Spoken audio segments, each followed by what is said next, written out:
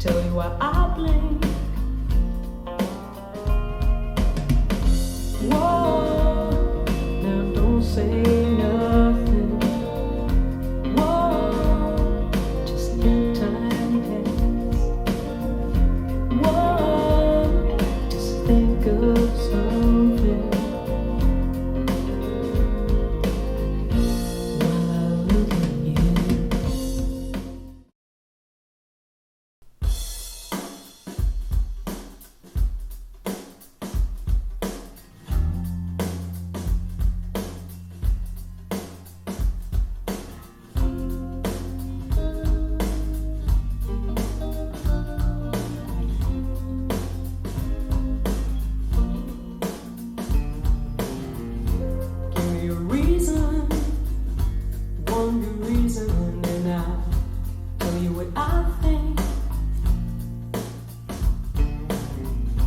Give me the passion without the bleeding and I'll tell you why I blink. Whoa, now don't say nothing. Whoa, just let time pass. Whoa, just think of something. When I look at you.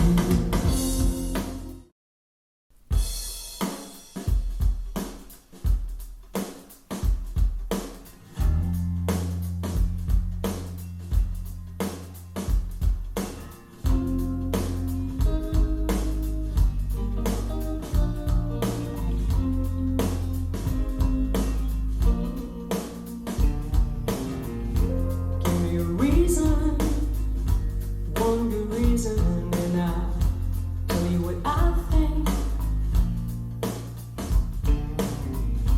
Give me the passion without the bleeding, and I'll tell you why I blink. Whoa, now don't say nothing.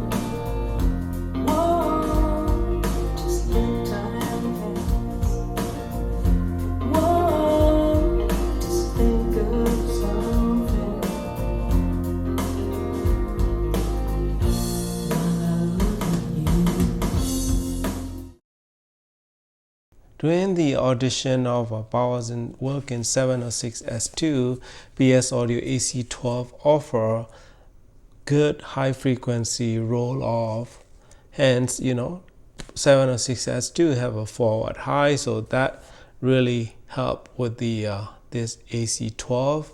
And mid range is slightly more pronounced with the PS Audio AC12. Bass is pretty decent, very good, very defined and very deep for this small speakers.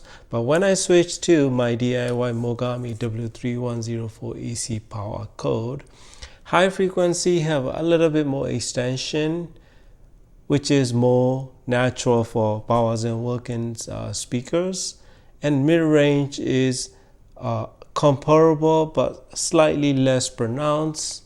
But upper bass and mid bass, this one is more pronounced and deeper and more defined and faster and tighter as well.